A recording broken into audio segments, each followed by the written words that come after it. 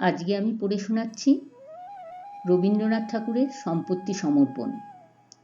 বৃন্দাবন কুণ্ড মহাক্রুদ্ধ হইয়া আসিয়া তাহার বাপকে কহিল, আমি এখনই চলিলাম। বাপ যজ্ঞনাথ কুণ্ড কহিলেন, বেটা অকৃতজ্ঞ, ছেলেবেলা হইতে তোকে খাওয়াইতে পড়াইতে যে ব্যয় হইয়াছে তাহা পরিশোধ করিবার নাম নাই, আবার তেজ দেখো না। যজ্ঞনাথের ঘরে যেরূপ অসন বসনের প্রথা, তাহাতে খুব যে বেশি ব্যয় হইয়াছে তাহা নহে। প্রাচীনকালের ঋষিরা আহার এবং পরিচ্ছদ সম্বন্ধে অসম্ভব অল্প খরচে জীবন নির্বাহ করিতেন। যজ্ঞনাথের ব্যবহারে প্রকাশ পাইত বেশভূষা, আহার বিহারে তাহারও সেইরূপ অত্যুচ্চ আদর্শ ছিল। সম্পূর্ণ সিদ্ধিলাভ করিতে পারেন নাই, সে কতকটা আধুনিক সমাজের দোষে এবং কতকটা শরীর রক্ষা সম্বন্ধে প্রকৃতির কতকগুলি অন্যায় নিয়মের অনুরোধে। ছেলে যতদিন অবিবাহিত ছিল সহিয়াছিল, কিন্তু বিবাহের পর হইতে খাওয়া পড়া সম্বন্ধে বাপের অত্যন্ত বিশুদ্ধ আদর্শের সহিত ছেলের আদর্শের অনৈক্য হইতে লাগিল। দেখা গেল ছেলের আদর্শ ক্রমশই আধ্যাত্মিকের চেয়ে বেশি আধিভৌতিকের দিকে যাইতেছে। শীত গ্রীষ্ম ক্ষুধাতৃষ্ণা কাতর পার্থিব সমাজের অনুকরণে কাপড়ের বহর এবং আহারের পরিমাণ উত্তরোত্তর বাড়িয়া উঠিতেছে। এ সম্বন্ধে পিতা পুত্রে প্রায় বচসা হইতে লাগিল। অবশেষে বৃন্দাবনের স্ত্রীর গুরুতর পীড়াকালে কবিরাজ বহু ব্যয়সাধ্য এক ঔষধের ব্যবস্থা করাতে যজ্ঞনাথ তাহাতেই কবিরাজের অনভিজ্ঞতার পরিচয় পাইয়া তৎক্ষণাৎ তাহাকে বিদায় করিয়া দিলেন। বৃন্দাবন প্রথমে হাতে পায়ে ধরিল, তারপরে রাগারাগি করিল, কিন্তু কোনো ফল হইল না। পত্নীর মৃত্যু হইলে বাপকে স্ত্রী হত্যাকারী বলিয়া গালি দিল। বাপ বলিলেন, কেন, ঔষধ খাইয়া কেহ মরে না? দামি ঔষধ খাইলেই যদি বাঁচিত, তবে রাজা বাদশারা মরে কোন দুঃখে? যেমন করিয়া তোর মা মরিয়াছে, তোর দিদিমা মরিয়াছে, তোর স্ত্রী তাহার চেয়ে কি বেশি ধুম করিয়া মরিবে? বাস্তবিক যদি শোকে অন্ধ না হইয়া বৃন্দাবন স্থির চিত্তে বিবেচনা করিয়া দেখিত, তাহা হইলে এ কথায় অনেকটা সান্ত্বনা পাইত। তাহার মা দিদিমা কেহই মরিবার সময় ঔষধ খান নাই, এ বাড়ির এইরূপ সনাতন প্রথা। কিন্তু আধুনিক লোকেরা প্রাচীন নিয়মে মরিতেও চায় না। যে সময়ের কথা বলিতেছি তখন এদেশে ইংরাজের নতুন সমাগম হইয়াছে, কিন্তু সে সময়েও তখনকার সেকালের লোক তখনকার একালের লোকের ব্যবহার দেখিয়া হতবুদ্ধি হইয়া অধিক করিয়া তামাক টানিত। যাহা হোক, তখনকার নব্য বৃন্দাবন তখনকার প্রাচীন যজ্ঞনাথের সহিত বিবাদ করিয়া কহিল, আমি চলিলাম। বাপ তাহাকে তৎক্ষণাৎ যাইতে অনুমতি করিয়া সর্বসমক্ষে কহিলেন, বৃন্দাবনকে যদি তিনি কখনো 1 পয়সা দেন, তবে তাহা গোরক্তপাতের সহিত গণ্য হইবে। বৃন্দাবনও সর্বসমক্ষে যজ্ঞনাথের ধন গ্রহণ মাতৃ রক্তপাতের তুল্য পাতক বলিয়া স্বীকার করিল। ইহার পর পিতাপুত্রে ছাড়াছাড়ি হইয়া গেল। বহুকাল শান্তির পরে এইরূপ একটি ছোটখাটো বিপ্লবে গ্রামের লোক বেশ একটু প্রফুল্ল হইয়া উঠিল। বিশেষত যজ্ঞনাথের ছেলে উত্তরাধিকার হইতে বঞ্চিত হওয়ার পর সকলেই নিজ নিজ শক্তি অনুসারে যজ্ঞনাথের দুঃসহ পুত্র বিচ্ছেদ দুঃখ দূর করিবার চেষ্টা করিতে লাগিল। সকলেই বলিল, সামান্য একটা বউয়ের জন্য বাপের সহিত বিবাদ করা কেবল একালেই সম্ভব। বিশেষত তাহারা খুব একটা যুক্তি দেখাইল। বলিল, একটা বউ গেলে অনতি বিলম্বে আর একটা বউ সংগ্রহ করা যায়, কিন্তু বাপ গেলে দ্বিতীয় বাপ মাথা খুঁড়িলেও পাওয়া যায় না। যুক্তি খুব পাকা, সন্দেহ নাই, কিন্তু আমার বিশ্বাস বৃন্দাবনের মতন ছেলে এই যুক্তি শুনিলে অনুতপ্ত না হইয়া বরং কথঞ্চিৎ আশ্বস্ত হইত। বৃন্দাবনের বিদায়কালে তাহার পিতা যে অধিক মনোকষ্ট পাইয়াছিলেন তাহা বোধ হয় না। বৃন্দাবন যাওয়াতে এক তো ব্যয় সংক্ষেপ হইল, তাহার উপরে যজ্ঞনাথের একটা মহা ভয় দূর হইল। বৃন্দাবন কখন তাহাকে বিষ খাওয়াইয়া মারে এই আশঙ্কা তাহার সর্বদাই ছিল। যে অত্যল্প আহার ছিল তাহার সহিত বিষের কল্পনা সর্বদাই লিপ্ত হইয়া থাকিত। বধূর মৃত্যুর পর এই আশঙ্কা কিঞ্চিত কমিয়াছিল এবং পুত্রের বিদায়ের পর অনেকটা নিশ্চিত বোধ হইল। কেবল একটা বেদনা মনে বাজিয়াছিল।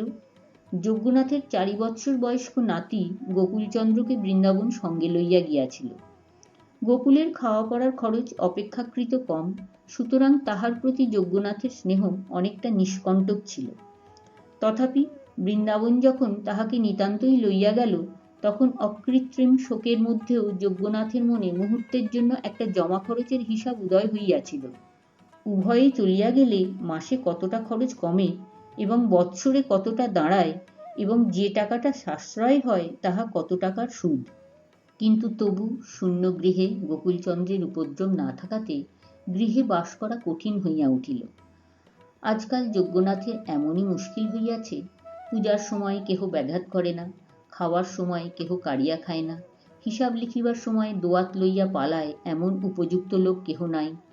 নিরুপদ্রবে স্নানাহার সম্পন্ন করিয়া তাহার চিত্ত ব্যাকুল হইয়া উঠিতে লাগিল।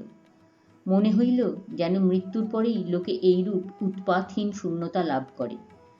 বিশেষত বিছানার কাঁথায় তাহার নাতির কৃত ছিদ্র এবং বসিবার মাদুরে উক্ত শিল্পী অঙ্কিত মসি চিহ্ন দেখিয়া তাহার হৃদয় আরও অশান্ত হইয়া উঠিত। সেই অমিতাচারী বালকটি 2 বৎসরের মধ্যেই পরিবার ধুতি সম্পূর্ণ অব্যবহার্য করিয়া তুলিয়াছিল বলিয়া পিতামহের নিকট বিস্তর তিরস্কার সহ্য করিয়াছিল। এক্ষণে তাহার শয়নগৃহে সেই শতগ্রন্থি বিশিষ্ট মলিন পরিত্যক্ত চিরখণ্ড দেখিয়া তাহার চক্ষু ছলছল করিয়া আসিল। সেটি পলিতা প্রস্তুতকরণ কিংবা অন্য কোনো গার্হস্থ্য ব্যবহারে না লাগাইয়া যত্নপূর্বক সিন্ধুকে তুলিয়া রাখিলেন এবং মনে মনে প্রতিজ্ঞা করিলেন, যদি গোকুল ফিরিয়া আসে এবং এমনকি বৎসরে একখানি করিয়া ধুতিও নষ্ট করে তথাপি তাহাকে তিরস্কার করিবেন না। কিন্তু গোকুল ফিরিল না এবং যজ্ঞনাথের বয়স যেন পূর্বাপেক্ষা অনেক শীঘ্র শীঘ্র বাড়িয়া উঠিল এবং শূন্যগৃহ প্রতিদিন শূন্যতর হইতে লাগিল। যজ্ঞনাথ আর ঘরে স্থির থাকিতে পারেন না। এমনকি মধ্যাহ্নে যখন সকল সম্ভ্রান্ত লোকই আহারান্তে নিদ্রাসুখ লাভ করে, যজ্ঞনাথ হুকাহস্তে পাড়ায় পাড়ায় ভ্রমণ করিয়া বেড়ান।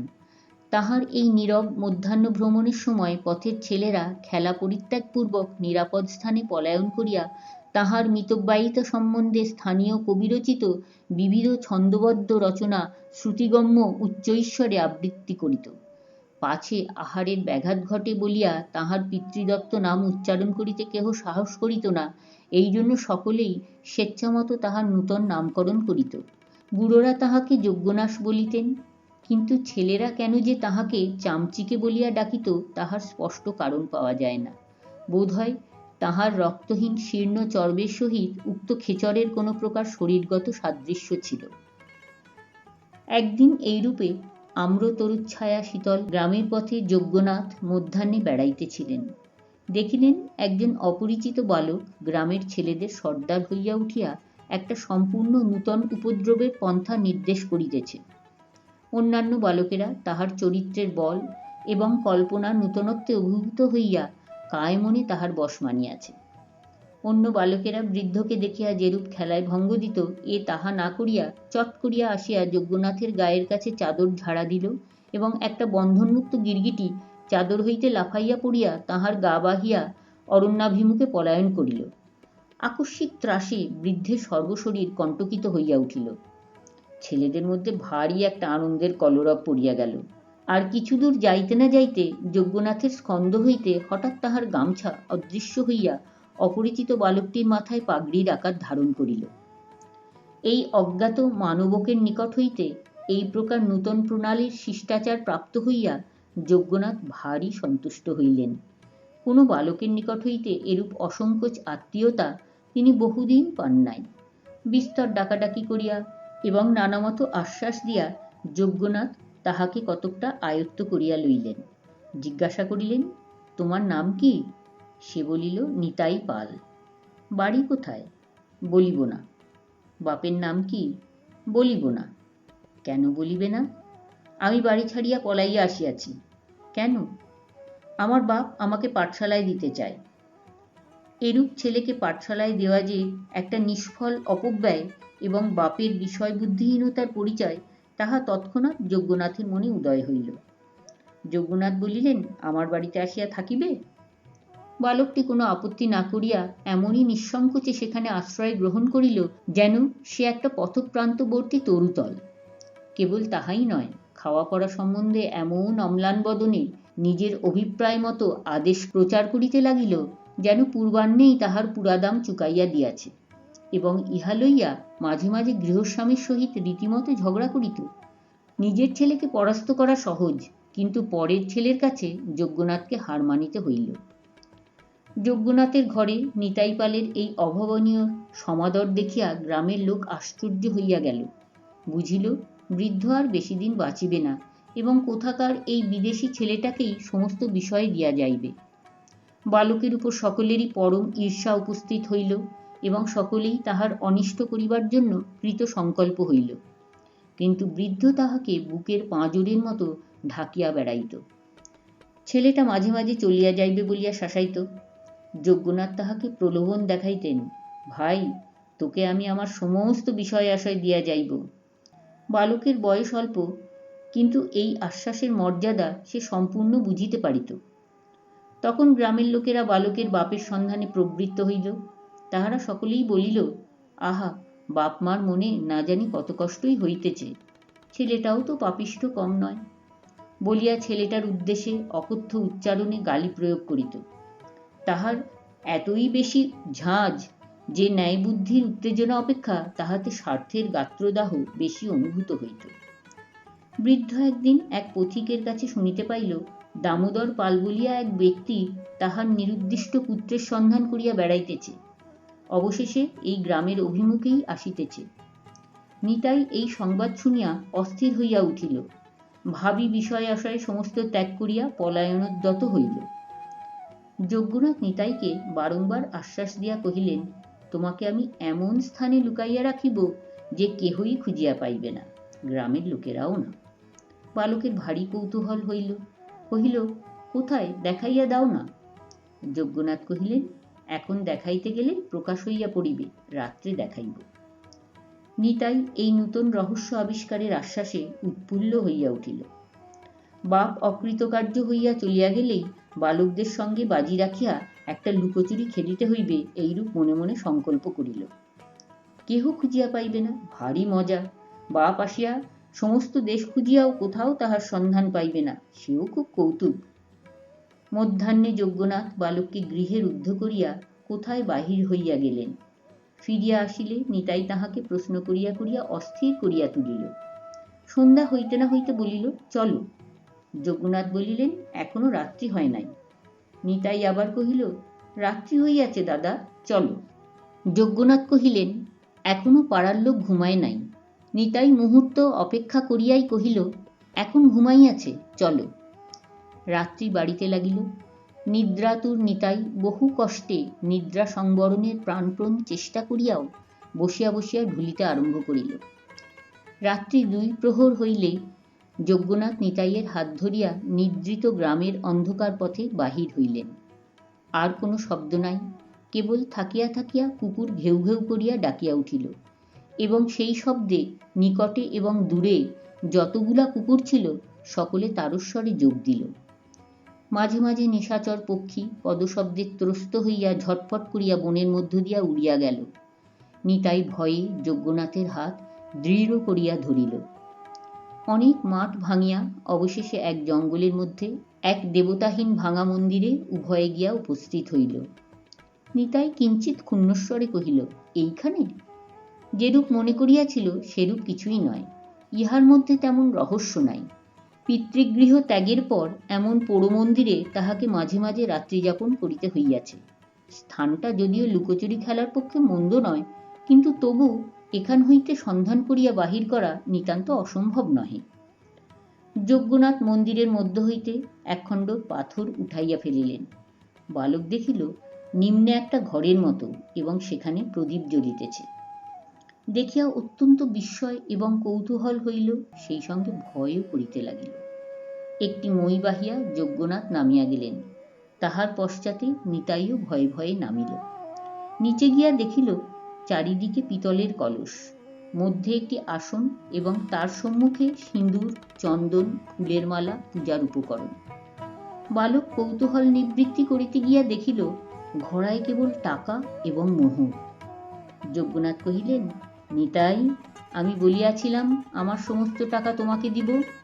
আমার অধিক কিছু নাই, সবে এই কটিমাত্র ঘড়া আমার সম্বল। আজ আমি ইহার সমস্তই তোমার হাতে দিব। বালক লাফাইয়া উঠিয়া কহিল, সমস্তই? ইহার একটি টাকাও তুমি লইবে না? যদি লই তবে আমার হাতে যেন পুষ্ট হয়। কিন্তু একটা কথা আছে, যদি কখনো আমার নিরুদ্দেশ নাতি গোকুলচন্দ্র কিংবা তাহার ছেলে কিংবা তাহার পৌত্র কিংবা তাহার প্রপৌত্র কিংবা তাহার বংশের কেহ আসে, তবে তাহার কিংবা তাহাদের হাতে এই সমস্ত টাকা গনিয়া দিতে হইবে। বালক মনে করিল যজ্ঞনাথ পাগল হইয়াছে, তৎক্ষণাৎ স্বীকার করিল, আচ্ছা। যজ্ঞনাথ কহিলেন, তবে এই আসনে বইস। কেন? তোমার পূজা হইবে। কেন? এইরূপ নিয়ম।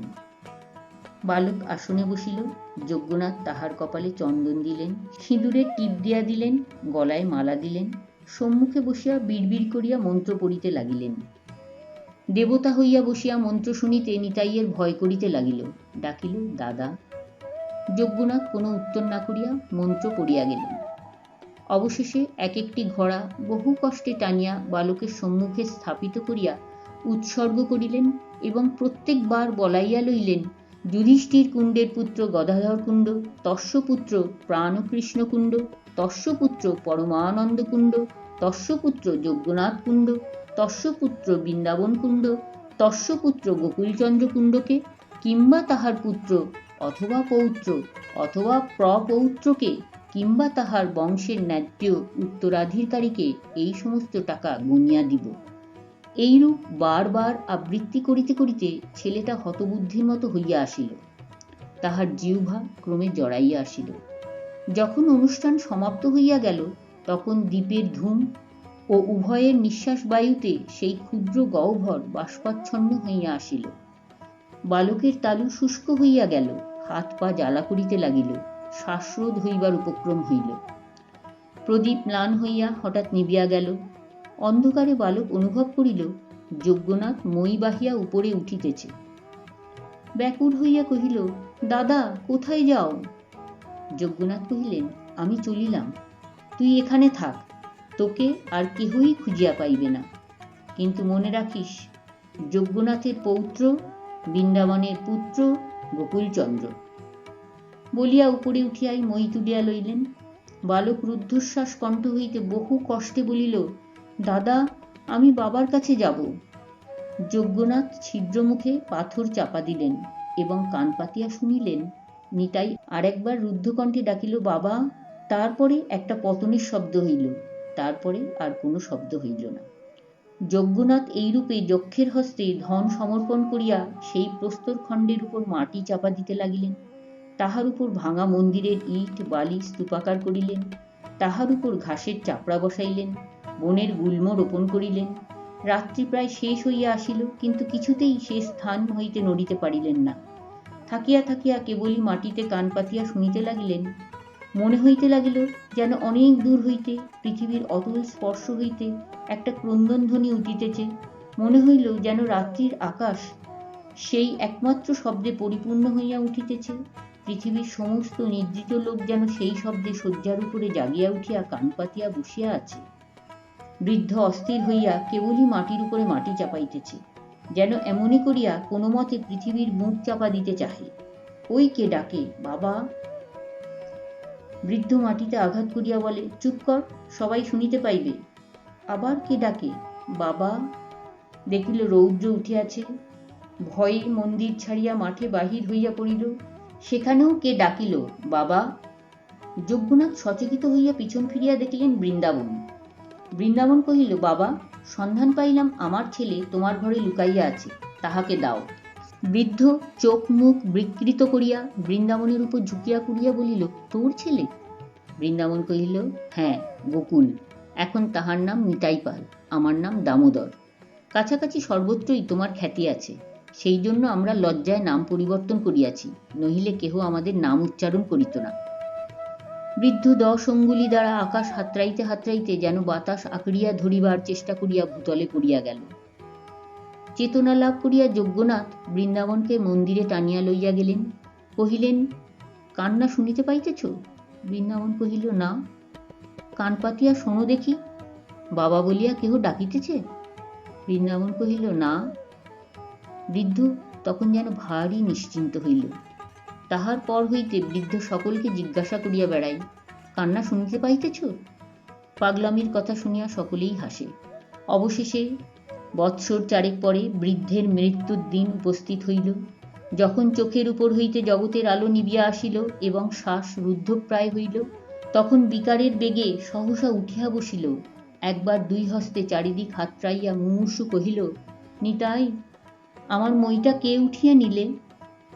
সেই বায়ুহীন আলোকহীন মহাগহ্বর হইতে উঠিবার মই খুঁজিয়া না পাইয়া আবার সে ধূপ করিয়া বিছানায় পড়িয়া গেল। সংসারের লুকোচুরি খেলায় যেখানে কাহাকেও খুঁজিয়া পাওয়া যায় না, সেইখানে অন্তর্হিত হইল।